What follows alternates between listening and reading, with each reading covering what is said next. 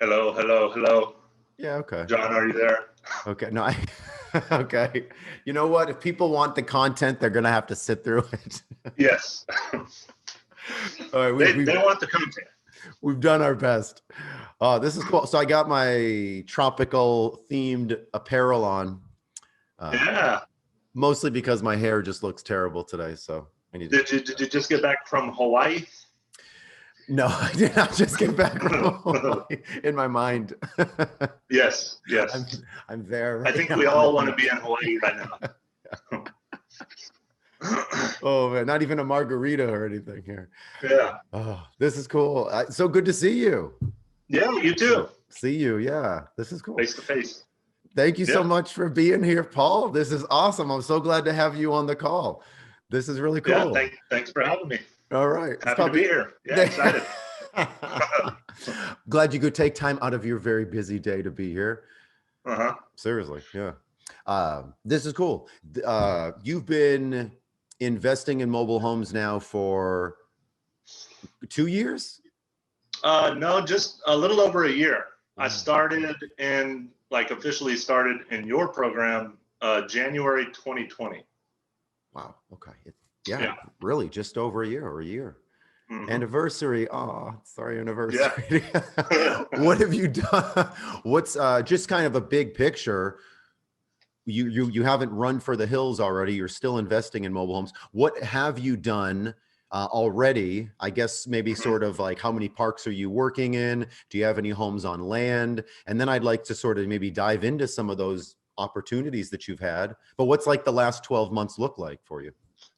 Um, well, it's definitely been an interesting year. So around the time, yeah, More ways than one. around the time, actually, like within a few weeks of when I started the program and I made a decision that I wanted to really pursue this, I lost my job and I was starting with not much cash. But I've been able to keep it rolling for the entire year, and this is how I support myself now. So I mean, it's fantastic. I love it.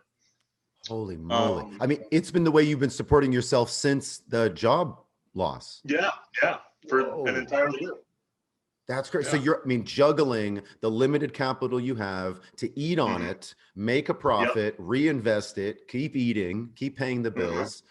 Um, Man, that's awesome. Exactly. That's huge. Yeah.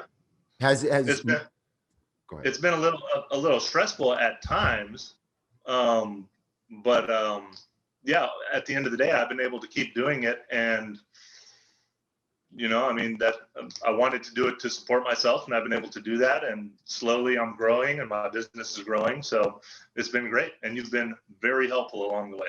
Oh man, I hope. Thank you very Yeah. much. I mean, we don't talk nearly as much as some other folks. You're a self-starter Hmm. and answer a lot of your own questions, but I mean, whenever you need me or for a second opinion, I hope to always be here.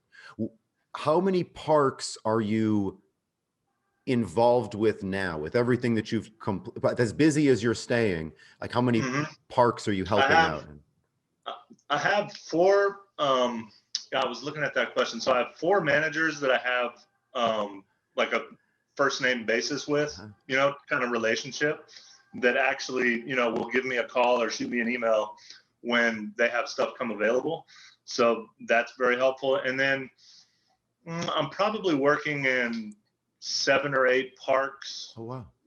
Yeah. Oh But I wow. advertise, my marketing covers a lot more than that. A lot more of like a geographical area and a lot more parks. Yeah, like I specifically target way more than that. Okay.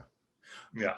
Are you have you gotten into, I mean, within the world of mobile home investing, it's Hmm. there's the individual homes, there's moving them, there's land, there's putting them on land, parks. Have you just been like, are you still on the first rung of mobile homes in parks, or have you gone and As explored? far so yeah, my main focus is homes that are in parks. I haven't done any mobile homes on land yet. I Yet? have sold mobile homes for people that were on their land that needed to be moved, but I haven't done any that are attached to land. Cool. So hopefully in the near future. Yeah, hope right. Are Yeah. you, do you ever get calls from those folks and it just hasn't worked out, or? Most of the calls that I get are homes in parks. Um, every once in a while, I get a call for somebody that's looking to sell the mobile home and the land. I feel like I want to have more capital though to purchase something larger like that. Yeah.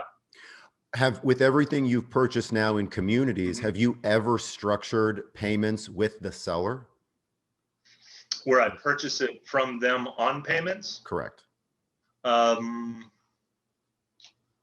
Actually, the first deal I did, I purchased it. It was financed from the seller. Awesome. But it was a home that had to be moved from one town to another town, and man, it was a lot of work too. It needed a fair amount of work. It was an older home and it had to be moved. So I kind of dove in both feet on the first deal. I was like, man, I don't know. I might have bitten off more than I can chew, but I really learned a lot on that one. So I was grateful for that. Well, I want to talk to you a little bit more about that one. Yeah. Actually, no, let's talk about it. I'll remember my question that I'm going to think about. That was your first mobile home, right? Not in a park. It was on someone's land, it sounds like. You bought it. Do you remember the structuring, what payments you paid or how much to? Yeah. So it was a 1984 single wide, a 3-bed, 2-bath, and I purchased it for $370 down, and then $300 a month for 12 months. Yeah. So it was about $3,700 total. And looking back, I kind of overpaid for it, but when everything is said and done, I was able to double my money. So good first deal in my book.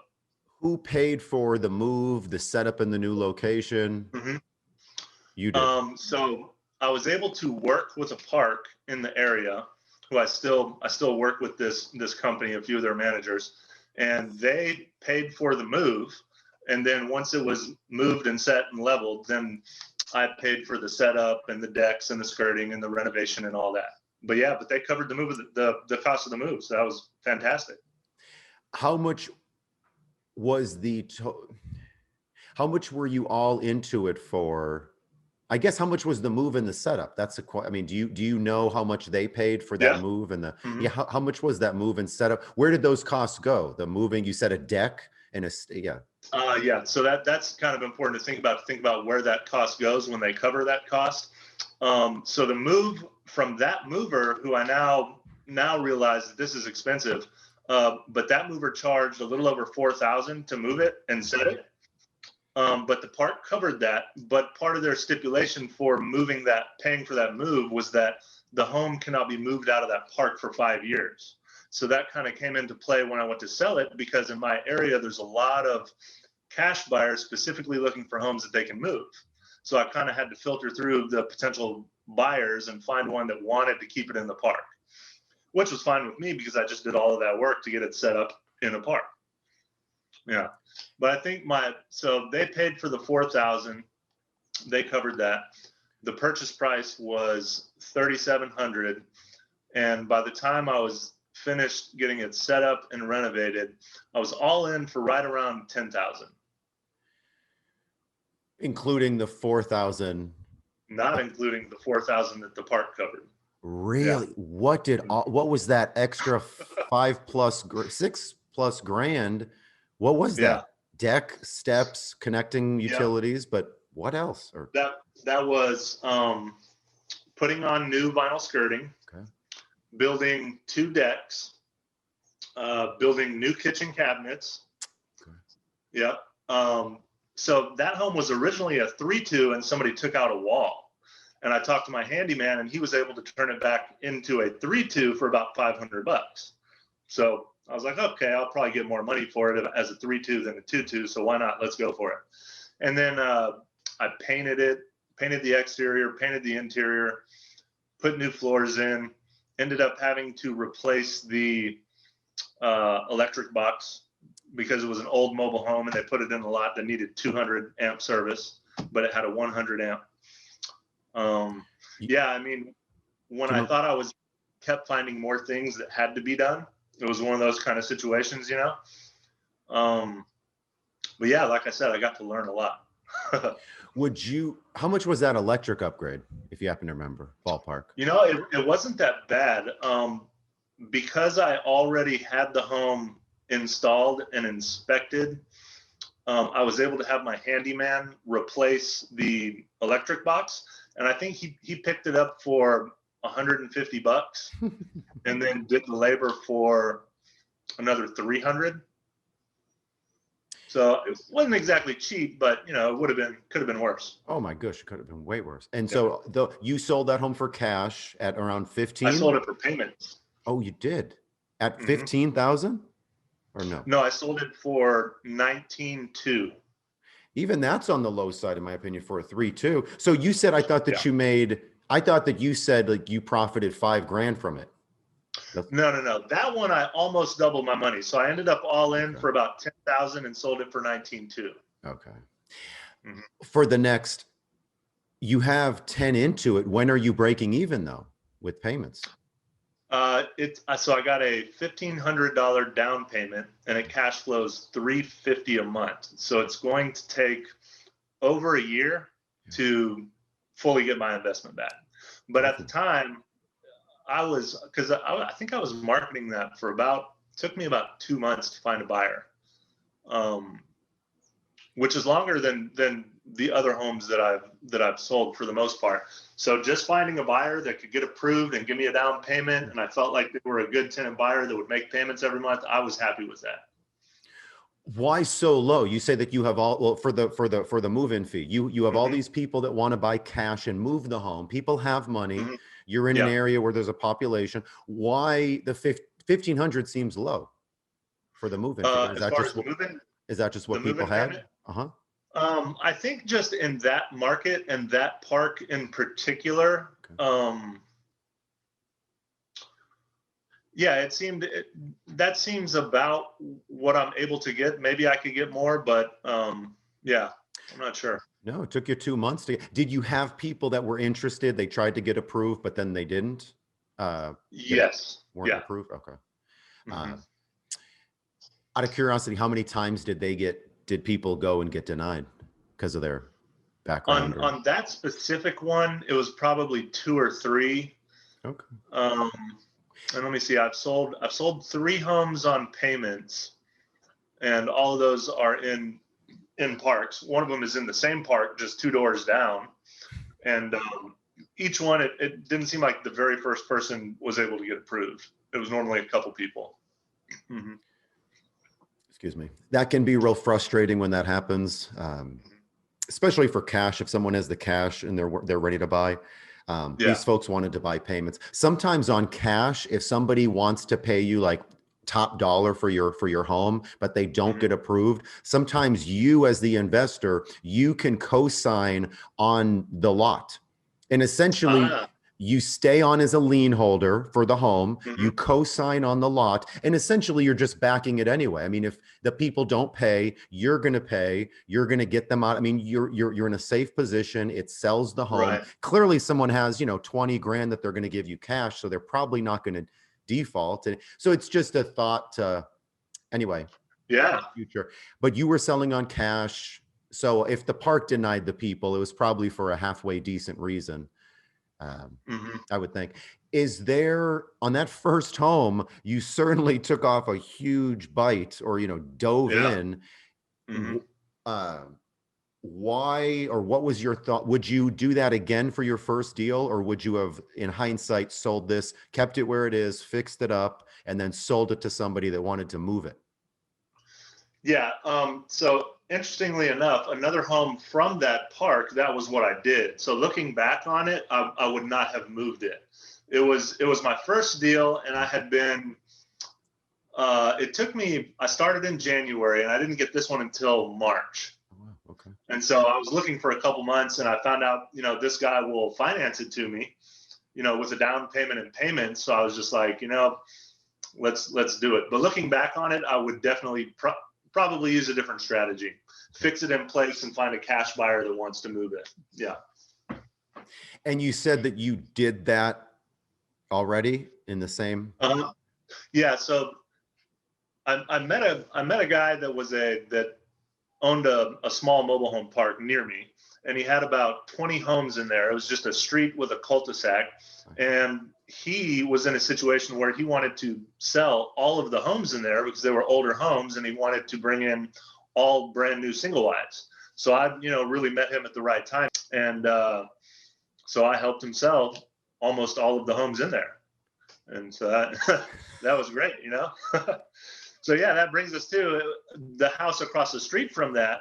I was able to purchase for him. It was a 3.2 1998. It needed a lot of work, but I was able to get it for $2,000, put about $6,000 into it, and then we sold it for 19 cash. Yes. Yeah. So that's, so there's a comparison. You sold that one 3.2 for 19 cash. You sold the other 3.2 that you moved for 19 payments. Exactly. There's not right or wrong, but it certainly is a kind of an eye opener or what's possible. Do you think that you left money on that 3.2 in the park that you sold on payments? Do you think that you left money? You could have sold it for another 2 years of cash flow, or? Absolutely. Okay. So the third home that I sold on payments was a 1996 3.2. I purchased that from a park for $5,000. And then we put about $8,000 into it. We took it all the way, all the trim, everything, new floors, paint. But we were able to, so we ended up all in at about right under 14,000, but we sold it for 37,000 on payments. Yes. So yeah. And instead of a 4-year term, we did a 6-year term. And who knows, we could have even possibly done 7 or 8 years. I don't know. With COVID now, and a year, almost not a year, well, maybe a year into COVID, depending on where. What's been your history, or what's been your? Are people paying? That's what I want to ask you. Are people paying? How are your tenants doing? Tenant buyers. All 3 of the homes that I've sold on payments, nobody has missed a payment. Wow, that's awesome. Yeah, seriously. Do the parks that you're working in? Are they, for the ones that you have, the properties that folks are paying you, the managers there are happy with you? Yeah, I have good relationships with them. And yeah, they still call me when they have homes come available, and I have good working relationships with them. So you're growing faster in those communities that you're already in versus some random community. Yeah, as far as the opportunities that come up, in fact, there was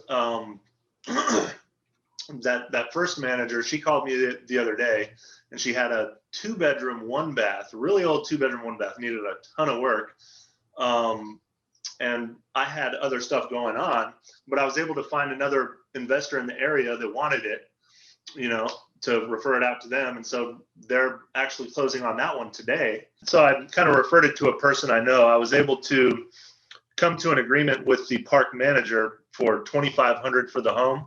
And then I gave it to the other investor for $4,000. So I made $1,500 on it.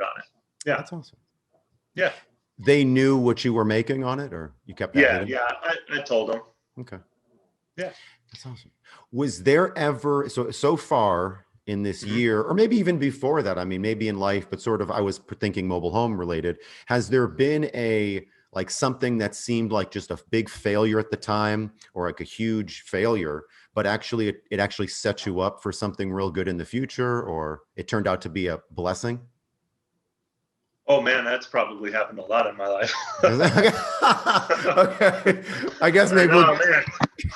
It's like, where one door closes, another one opens, so a lot of things I think are a blessing in disguise. I can't think of a specific one right now, but okay. Yeah. Well, yeah, maybe losing my job last year was a blessing in disguise, because I really wanted to get out of my 9 to 5, and I wanted to do this full time. And at the time when I lost my job, I was stressed out. I was a little bit scared. How am I going to make ends? Am I going to be able to make this work? But now I'm doing what I wanted to do. So, hey, there you go.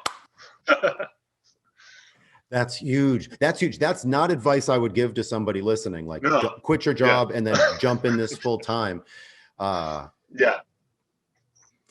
When I think You know, every time that we talk, every time that we email, you're always doing new things. You don't, the folks that I find are have the most success in mobile home investing are the ones that are curious, the ones that just genuinely sort of ask questions. Why is this like that? I mean, we're learning about our product and our niche and our industry, and you seem to always have that, you know, curious, or what about this, or why not this, or why does this look like that? Anyway, that's an Yeah. observation. Well, there's just so much to learn. Yeah. You know, I mean, it's like I'm sure you could never learn it all. You know, but that's exciting. You know, it keeps things exciting, keeps it fun. It's so, and then you got the mobile homes on land, that side of it, and then the parks, Mm-hmm. that side of it, move it. Do you repairs? Speaking of a lot Yes. to learn, did you have enough money to hire out repairs in the beginning? Did you do all them yourself, or how did you account for that? I was able to hire it out. Okay. Yeah. Okay.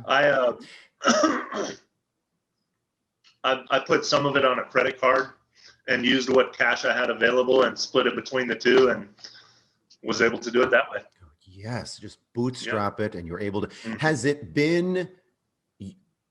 I guess this is sort of an obvious question, but you were forced. Well, no, you weren't. You sold your first one on payments. I was going to say your first deal, because of your limited capital, you kind of have to sell a couple for cash, but you didn't really have to do that on your second. And how many homes have you sold for cash? And is that a more of a strategy that you're trying to go for now to build up your capital? So I sold 3 on payments, and then I've sold 6 for cash that I actually purchased and renovated and then sold for cash.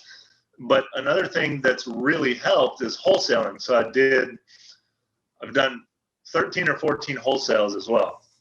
Yeah. So I'm able to kind of use that money to live off of and fund the next deal and keep things going. When you're wholesaling, is your usual buyer a end user, or is it an investor or park owner or somebody? Mostly it's an end user. Okay. Interesting. Yeah. Awesome. Do you find that you have to educate them? Like, are they calling you? How do I move it? Where can I bring it to? Or are you mostly dealing with people that are ready? Or you said yes? I would say a lot of them. Some of them have experience with it or have previously owned a mobile home. What I see a lot of is people that have a piece of land and they want to move it out there, and they maybe haven't moved it before. They don't know what it costs. They don't know, the ins and outs of that process. So I put together a list of movers that I have used or spoken to or have good prices or a good reputation. So I offer them, I say, hey, I can also refer you to an affordable mover, and I give them 5 or 6 numbers that they can call, and that way they are able to get that information quickly and easily. 2 questions. First one, do you ever get kickbacks from those movers? I don't. Okay. I've thought about that because I have made a ton of referrals, but I have never pursued it. Yeah. Next time you're talking to those movers, I mean, they should know you, and or mention to the people, hey, mention that Paul, mentioned me for an extra $100 off or something. And then you would get a kickback as well. And then the second question, do you ever price your homes? You're selling these, you've got a home, you're just selling it for $5,000, let's say. Yeah, that's really low, but let's say you're selling it for $5,000. Do you ever add in on the advertisement that it's $10,000, that includes the move? Have you found any benefit to including the move in there, so it's kind of a one-stop shop, or not really? I've done that. I've done that once, and we were able to sell it that way. I'm not sure if I would want to structure it differently in the future. Maybe you could give me some pointers on this, because I think that would definitely help draw some people in that are looking for a home to move, if you can facilitate that for them. But it kind of turned into a hassle, and there was a lot of you said there was a hassle and there was a lot of just a lot of back and forth with the end buyer after.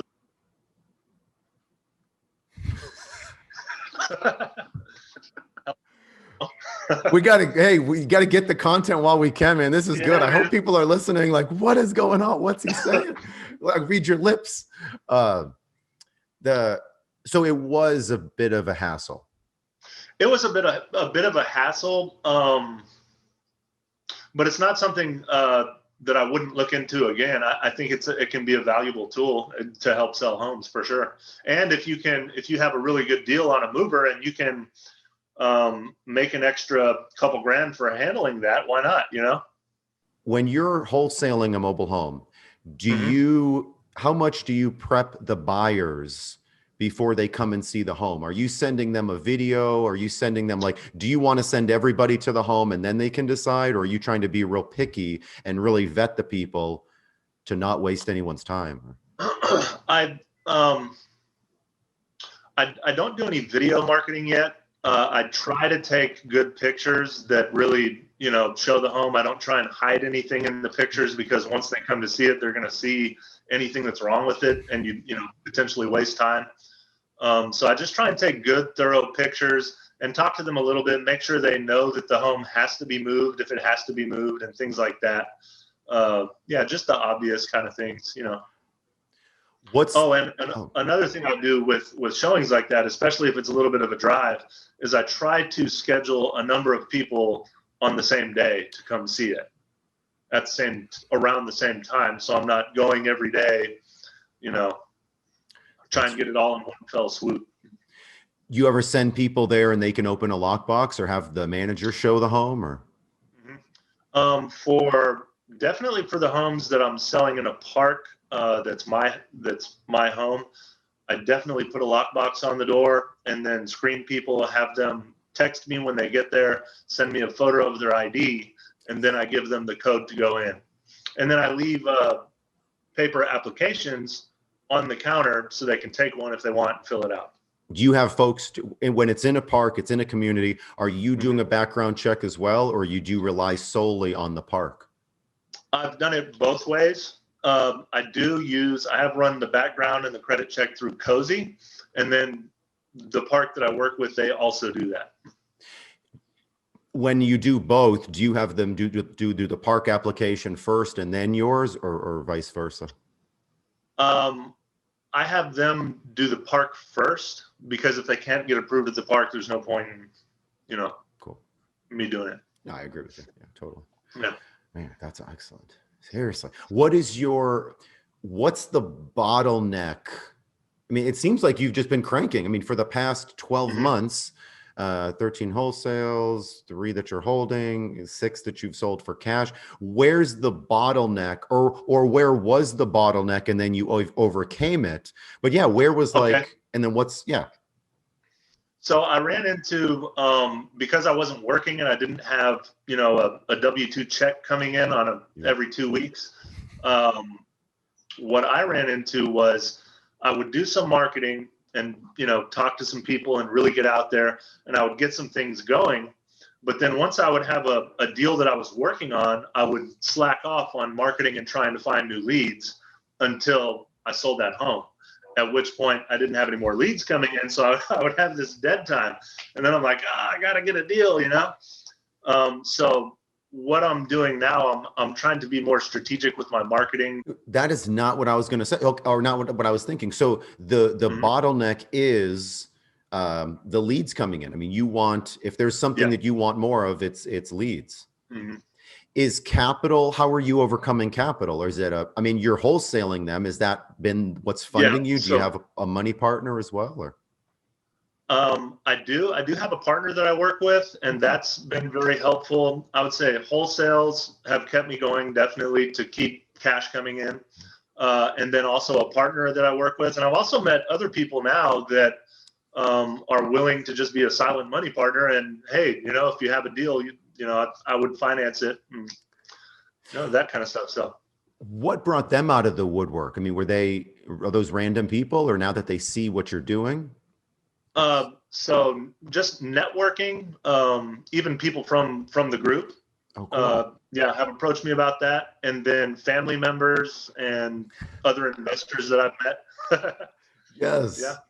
How did you structure that? And if this is too much information, please don't feel like you have to answer. How did you structure those initial, when you were working with that, the money partner that you said is kind of still with you? How did you initially structure things? Yeah, like what was the percentages? Were you giving away the farm to do it? Or, I mean, was it, yeah, curious. So the very first partnership deal I did was the home uh, belonged to the partner. So it was in his name, and he agreed to finance the renovation if I would do all of the work, and then we would split the profits 50-50. So, that was great for me at the time. So that was one way to structure it. And then the person that I work with now, we go 50-50 on the expenses and the purchase, and then split it 50-50. Oh, wow. And we keep a track of all of the expenses and everything. And if it comes out to a little bit different percentage, like 55-45, we just talk about it and see what we want to do and split it that way. Dude. Yeah. Yes. Yeah. Has it been an issue getting approved at parks with no W-2? It hasn't for me. The parks that I work with are willing to take bank statements. Cool. Yeah, so I'm able to give them 2 months of bank statements, but I think that will vary park to park. Some parks are pretty strict. Yeah. So. This is just a question that I don't even know if I'm really articulating it well, but what do you think that you do better? Like, what do you attribute? This is a good question. What do you attribute your mobile home success to? And this is, I'm kind of like, you specifically, like if you want to pat yourself on the back, like, yeah, I do this or I do that. Like, yeah, what is it? Why are you successful? I think just being persistent and not being afraid to get out and meet people and look for leads and network. Yeah, I don't feel like there's anything crazy that I'm doing. Just being persistent. Yeah. Dude, that's it. I think people are like, no, there's something else. Like you're not telling us. You're not telling us what your secret sauce. Just not giving up. Just not giving up. I think that's a huge part of this business, is just being very persistent. Yeah. And also I've learned something that's been very helpful is along the way and doing these different, I guess, techniques as far as selling for cash, selling on payments, doing wholesales, and having a partner, not having a partner. Has one thing I've learned is that if I go look at a home from a buyer and I'm not able to work out a deal with them that works for me to purchase it cash from them, there's a bunch of different things that I could still do to make money off of that home.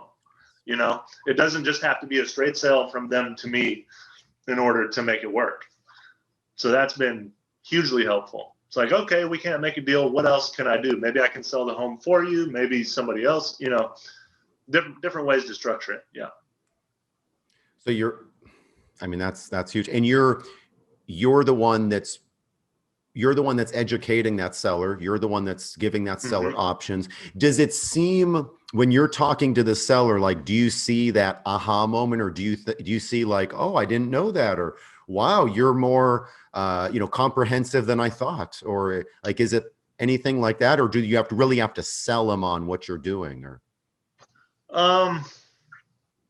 Yeah, I mean, sometimes I try to let them know in the beginning, like, hey, I buy and I sell mobile homes, but I also help people sell their mobile homes.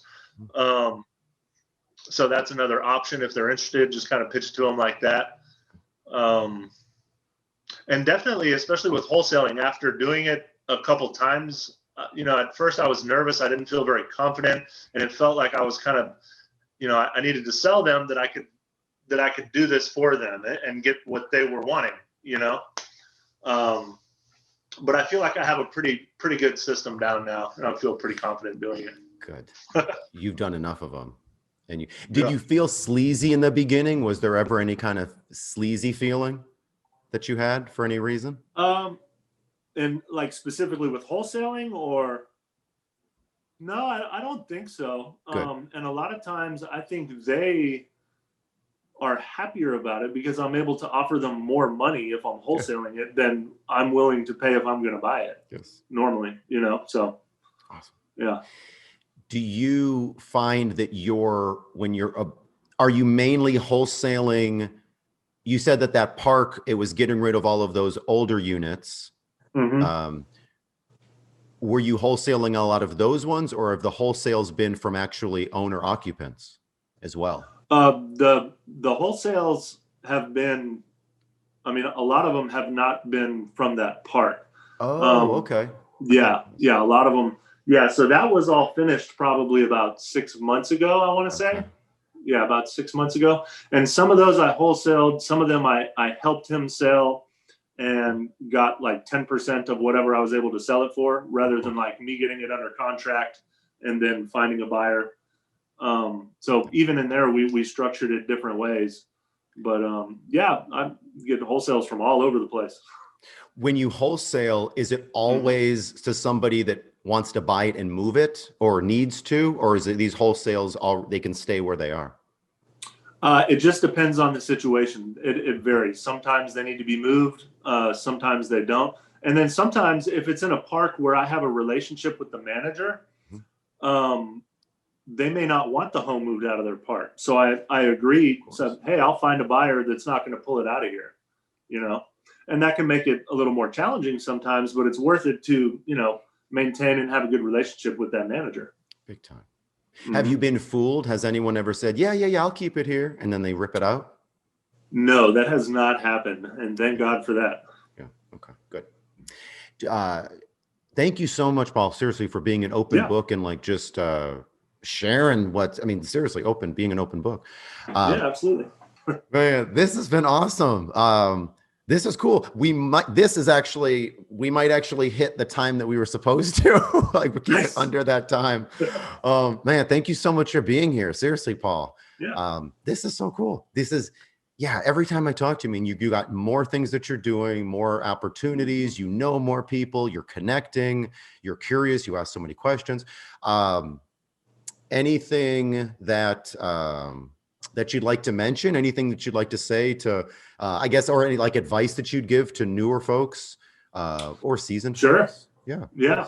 Anybody that's thinking about it and interested, but has doubts and are worried about getting into it, I would just encourage them to do it. Give it a shot if it's something that you really want to do. I remember having doubt for a long time and looking back, wishing I would have done it a long time ago.